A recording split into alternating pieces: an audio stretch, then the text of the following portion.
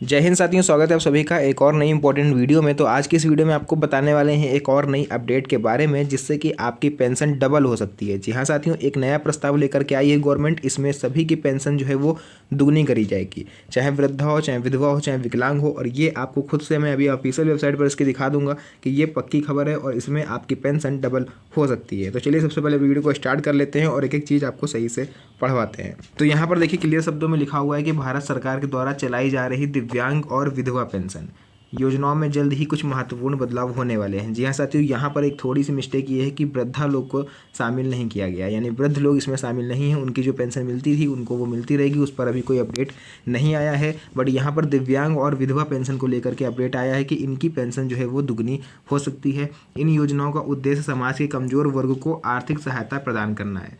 विशेष रूप से दिव्यांग व्यक्तियों को और विधवाओं को सामाजिक सुरक्षा देने के लिए योजनाएं शुरू करी गई थी, ताकि उनको पेंशन याद होगा आप लोग को। स्टार्ट में जब अभी मोदी सरकार आई थी तो उन्होंने ऐसे लोगों को पेंशन देने की घोषणा करी थी जो दिव्यांग हैं या फिर विधवा हैं, जो अपना खर्च नहीं चला सकते, सक्षम नहीं है अपने घर का खर्च चलाने में। तो ऐसे लोगों को गवर्नमेंट के द्वारा पेंशन दी जाती थी। हाल ही में सोशल मीडिया पर खबरें आई हैं कि 21 जनवरी 2025 से इन पेंशन योजनाओं में कई बड़े बदलाव किए जाएंगे। इन बदलावों का उद्देश्य लाभार्थियों को और अधिक सहायता प्रदान करना है। जैसा कि आपको पता होगा, मैंने भी आपको ये चीज़ बताई थी कि आपको पेंशन राशि है वो दुगनी करी जाएगी। तो इस पर आप ऑफिशियली अपडेट आ चुका है गवर्नमेंट का। इसमें वृद्ध लोग को अभी फिलहाल शामिल नहीं करा गया है।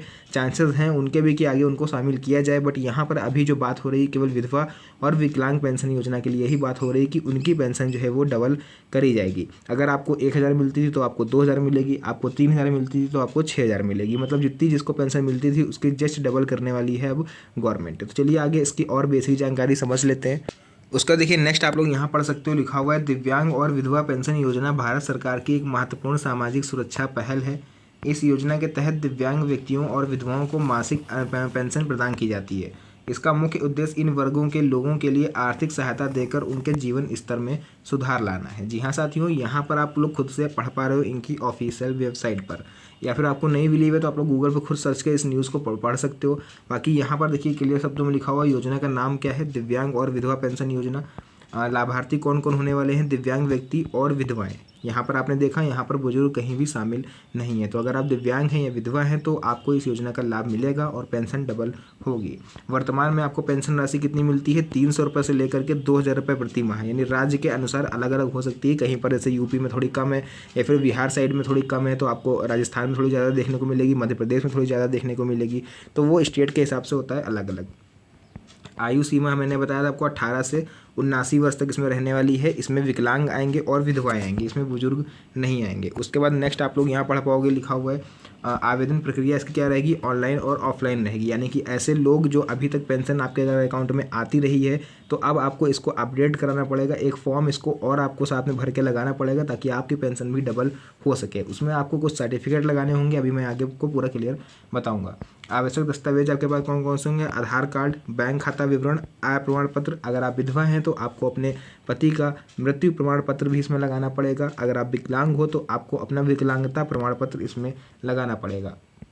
कथित बदलाव तिथि की अगर बात करें तो 21 जनवरी 2025 से ये बदलाव होने वाला था, बट इसको थोड़ा सा आगे बढ़ाया गया है।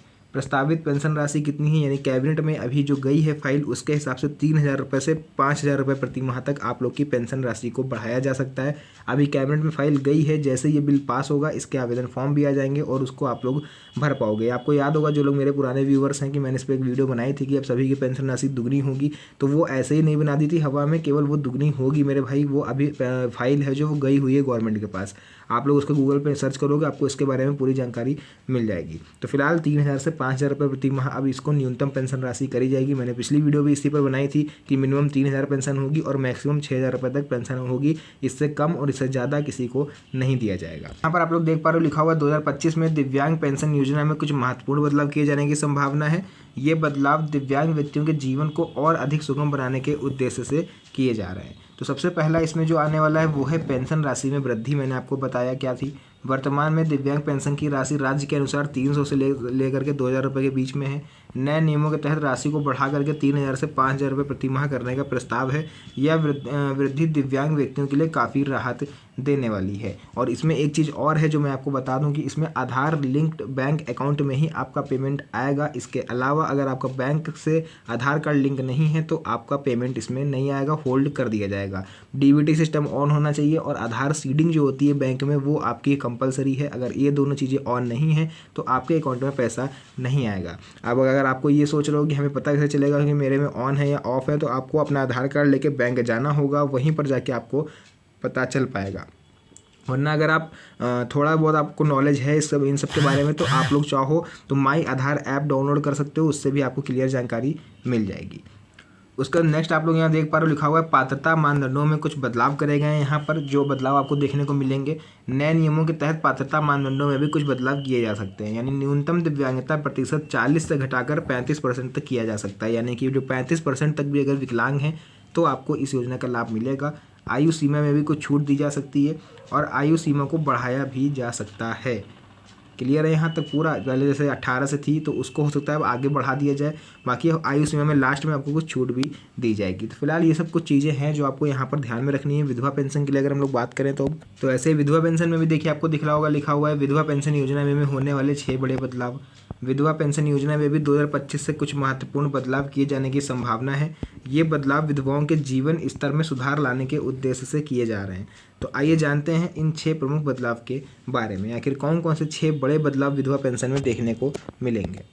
तो पहला होगा यहाँ पर पेंशन राशि में वृद्धि, यानी वर्तमान में विधवा पेंशन की राशि राज्य के अनुसार 300 रुपये से 2000 रुपये प्रति माह के बीच है। नए नियमों के तहत इस राशि को बढ़ाकर 3000 से 5000 रुपये प्रति माह के बीच करने का प्रस्ताव है। यह वृद्धि विधवाओं के लिए काफ़ी सहायक होगी। तो ये तो होगी एक तो पेंशन राशि में वृद्धि। सेकंड आप लोग देखोगे यहाँ पर आयु सीमा कुछ बदलाव करे गए हैं। तो वर्तमान में विधवा पेंशन के लिए आयु सीमा 18 से 60 वर्ष है। नए नियमों में इस सीमा को बढ़ाकर 18 से 65 वर्ष तक किए जाने की संभावना है। इससे अधिक उम्र की विधवाओं को भी इसका लाभ मिल पाएगा। थर्ड एंड फोर्थ आप लोग यहाँ पर देख पाओगे लिखा हुआ है आय सीमा में वृद्धि। पात्रता के लिए वार्षिक आय सीमा को भी बढ़ाया जा सकता है। इससे अधिक विधवाएं इस योजना का लाभ उठा पाएंगी। फोर्थ आपका रहेगा ऑनलाइन आवेदन और ट्रैकिंग, यानी आप लोग ऑनलाइन आवेदन कर सकते हो और इसकी ट्रैकिंग भी आप लोग खुद से कर सकते हो। उसके बाद ये स्किल डेवलपमेंट प्रोग्राम, स्वास्थ्य बीमा, ये सब तो आपका ऐसे ही होता ही है, हर पेंशन में होता है।